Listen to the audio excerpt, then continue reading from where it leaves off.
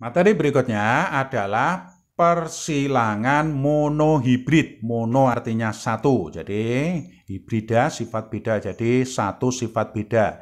Misalnya besar disilangkan dengan kecil, merah disilangkan dengan putih, jadi hanya satu sifat.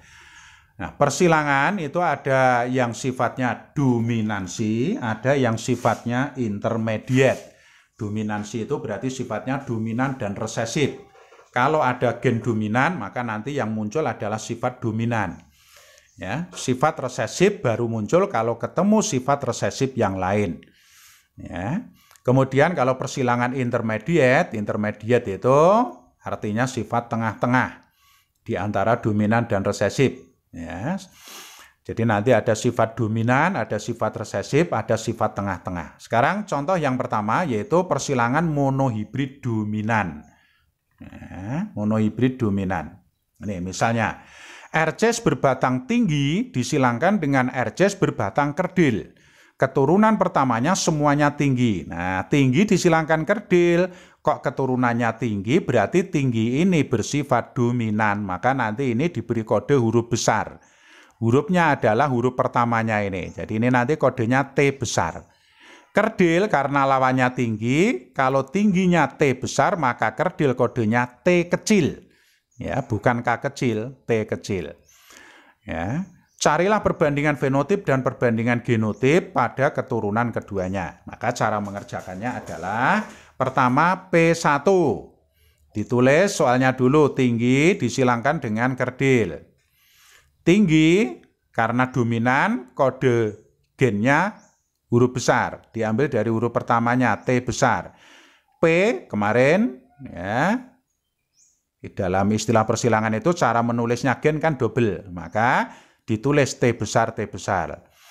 Kerdil karena lawannya tinggi, karena tinggi itu T besar, maka kerdil kodenya T kecil. Karena P ditulis double, T kecil, T kecil. Kemudian setelah P, G. P1 lalu G1. G1 ingat hukumnya kemarin, G itu setengahnya P. Maka kalau P1-nya T besar, G1-nya tinggal membelah. T besar dan T besar. Karena sama cukup ditulis salah satu. Ini juga begitu. Tinggal membelah T kecil dan T kecil karena sama ditulis salah satu. Itu cara mencari G. Sekarang habis G, F. Ya, jadi urutannya itu selalu ini, PGF, PGF1, nanti dilanjut PGF2 gitu ya.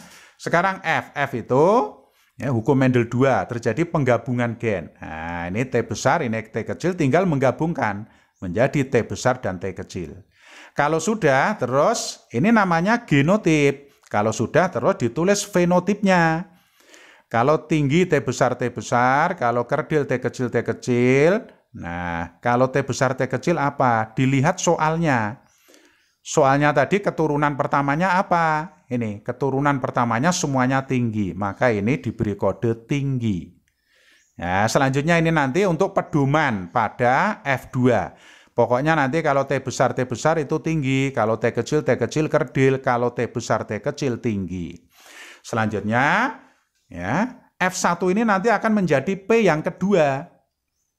Ya, jadi urutannya selalu PGF. Setelah F1 dilanjutkan P yang kedua. P yang kedua itu asalnya dari F1 dengan sesamanya. Ya, F1 dengan sesamanya. Kecuali kalau ada perintah di soal ini, jika F1 disilangkan dengan salah satu induknya. Jadi anak disilangkan dengan induknya. Itu kalau pada tumbuhan atau hewan kan tidak apa-apa. Boleh, tidak haram. Ya. Kalau tidak ada perintah F1 disilangkan dengan salah satu induknya, maka P2 itu dari F1 dengan sesama F1. Ya, sekarang kita cari P2-nya. P2-nya berarti nanti ini T besar T kecil dengan T besar T kecil. Nah ini P2 T besar T kecil dengan T besar T kecil. Ya. Kemudian G2 nah, tinggal membelah T besar dan T kecil. Ditulis ke bawah boleh T besar, T kecilnya di bawah. Ini juga begitu, tinggal membelah T besar dan T kecil. Kalau sudah F2 dikerjakan di papan catur. Ini namanya papan catur, dibuat kotak-kotak begini. Ya. T besar T kecil, T besar T kecil, T besar dan T kecil, T besar dan T kecil. Kalau sudah huruf-hurufnya digabungkan. T besar T besar. Ya toh? Kemudian ini dengan ini berarti T besar T kecil. Kemudian ini dengan ini T besar dan T kecil. Kemudian ini dengan ini T kecil T kecil. Kalau sudah ditulis fenotipnya, setiap ada T besar tinggi. Nah, ini berarti tinggi. Ini ada T besarnya, berarti juga tinggi. Walaupun ada T kecil, karena tinggi bersifat dominan. Ini ada T besarnya, berarti tinggi. Ini T kecil semua, kerdil. Kalau sudah dicari perbandingan genotipnya, ya, huruf-hurufnya ini. Ditulis satu persatu, dihitung jumlahnya. T besar ditulis ini. Dihitung jumlahnya berapa? Oh, hanya satu, ini saja, tulis satu. T besar T kecil ditulis di sini. T besar T kecil berapa jumlahnya dihitung? 1, 2, tulis 2. Kemudian T kecil ditulis, dihitung berapa jumlahnya? Hanya 1 ini. Nah, maka perbandingan genotipnya adalah T besar dibanding T besar T kecil dibanding T kecil sama dengan 1:2:1. Selanjutnya, perbandingan fenotip. Nah, fenotipnya ini dibandingkan berapa saja jumlahnya. Ditulis satu persatu. Tinggi, tulis tinggi. Berapa jumlahnya dihitung? Tinggi 1, 2, 3. Ditulis 3. Terus kerdil. Ditulis ini, dihitung berapa jumlahnya? Oh, hanya 1. Nah, itu hanya 1.